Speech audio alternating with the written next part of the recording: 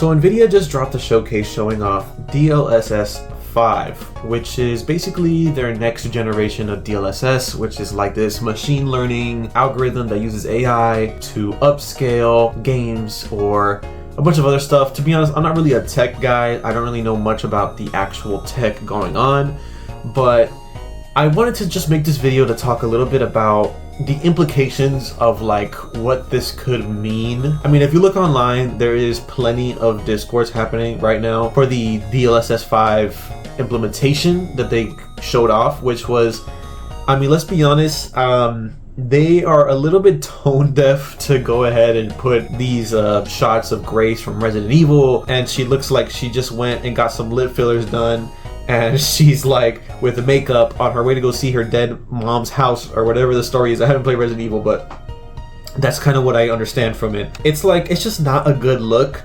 But if I was to be like honest for how I feel about this like whole thing and what my opinion is on like the technology itself, I think it's very impressive that they're able to pull something like this off in the first place. This stuff is like real time. You can move the camera, you can play the game, and this is all kind of just working, which is really impressive on a technical level. Like, I've always like dreamt about it or thought about it growing up, like, damn, like I wonder if I'll be able to live to see the day where graphics become literally like photoreal. And this is kind of what is being implied with DLSS 5.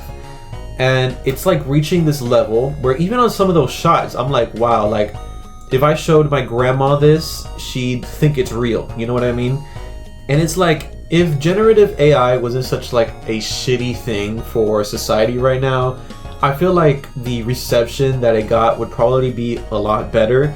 But since, you know, we have jobs being taken away, data centers that are being used to produce these kinds of things being built on lower class neighborhoods or in poverty-stricken areas, damaging water supplies, it's like really hard to look at the tech of something like this and be like, yeah, this is awesome, like this is gonna be great, when you also have to think about like what the cost of it all is. And that's where I kind of draw the line, because I just think that something like this is just, it's just not worth it. It's not worth being able to yassify Grace or get some more realistic lighting in Starfield at the cost of people losing their homes, or, you know, water supplies being polluted, or, you know, jobs being taken away. All that kind of stuff is just not worth it to me. A lot of the discourse is being targeted around artistic integrity or like the intent of the artist behind it. And a lot of people who are fans of AI or fans of the technology will say, oh, but like, you know, the studio signed off on it. And I feel like that's just such a closed-minded or like very like small scale view of it, because it's very clear that a lot of artists or developers on a personal level have basically no say on what the publishers decide to do with their art. You know, it's not like they actually personally went and put their signature on a paper that says, yes, I agree to have my work be altered by an AI image upscaler in a way that kind of completely transforms my art. You know, that I don't think is actually what happened. So it just comes back to like the ethics of everything revolving around AI and how it's using other people's art to basically create a new, better, or more refined art. If you can even call it art, it's more just like a product that gets produced by AI. Even though they have to still refine and like update DLSS 5, and it's not going to be released yet, they said it's going to be released later this year, which doesn't really give me a whole lot of hope that the fundamentals of how it's being used is going to change all that much. So I just think it's gonna like enshittificate the entire gaming industry even more than it's already been enshittified, for lack of a better like phrase. And I just think this whole technology is still very much the antithesis of human creativity, because it just feels like they're taking something like a game, which is possibly the most artistic things humans have created, in like the sense that so many creativities come together to make one project or one product. You have audio designers, environmental artists,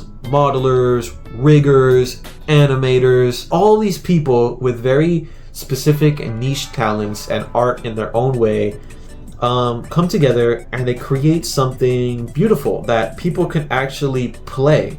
And that is something that's very much like, I don't know, I think it's a very beautiful thing that humans are able to create something like this. And then for NVIDIA to just come in here and be like, yeah, but now look what we could do using AI, which is all stolen, by the way, and slap it onto your games just because.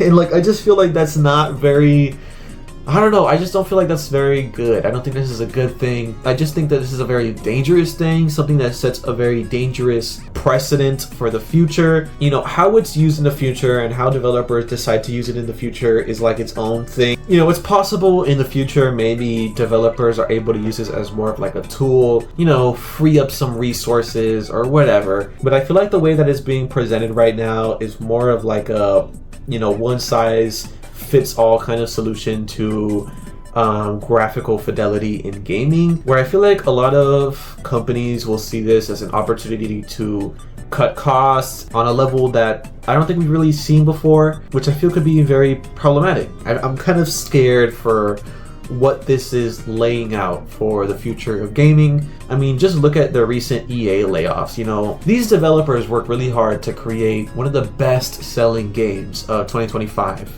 in Battlefield 6, right? And right after they get their bag and right after the CEOs get their money, they fire all the people that made the game. And now those people are without jobs. You know, a whole layoff of over 100 employees, I'm pretty sure. All of those people just without a job because, you know, they got their money and they don't need them anymore. So whatever, it is what it is. Deal with it, I guess. And I can only imagine that with something like DLSS 5 and AI being integrated into a graphics level, I can just only imagine that it can only get worse from here. Like I said, I think it's really cool that we're able to do something like this. It's just that it's coming at a really big cost that I don't think makes it very worth it. And me personally, on this channel, I'm literally making my own game from scratch using Unreal Engine. And it gets me thinking, right? Because like, you know, I'm sitting here, I'm learning all of these things, and it's like always been my dream to make a game and, you know, land a career as an artist for games. And I look at DLSS 5 and I'm like, well, damn, maybe that future isn't exactly in store for me anymore. If, you know, by the time I've mastered all of these things, there will be tools that make, you know, my skill set redundant, which hopefully is not the case. I think indie games are making a huge comeback because a lot of people are missing that human touch, because even AAA games now, before all this DLSS 5 and AI stuff, are really losing a lot of their soul. Obviously, money is above all for companies. So, you know, you take that into account and you can see how they cut corners to meet deadlines, and they take the easy way out for game mechanics and all sorts of things in the game production pipeline that leads to these games feeling very soulless or feeling very lacking of actual direction. And I think it's starting to really show in modern games. And I think a lot of people miss that human element, which is why indie games are getting so popular.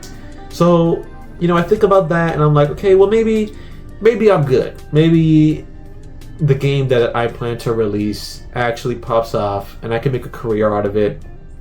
And I don't really have to worry about, you know, mega corporation EA finding a way to make my skill set redundant, because, you know, there's always going to be people who want to play human-made games, which is why I think no matter how bad AI generation gets, it doesn't matter if you can generate a whole movie in AI.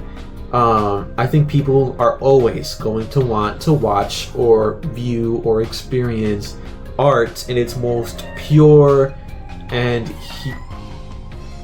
human form.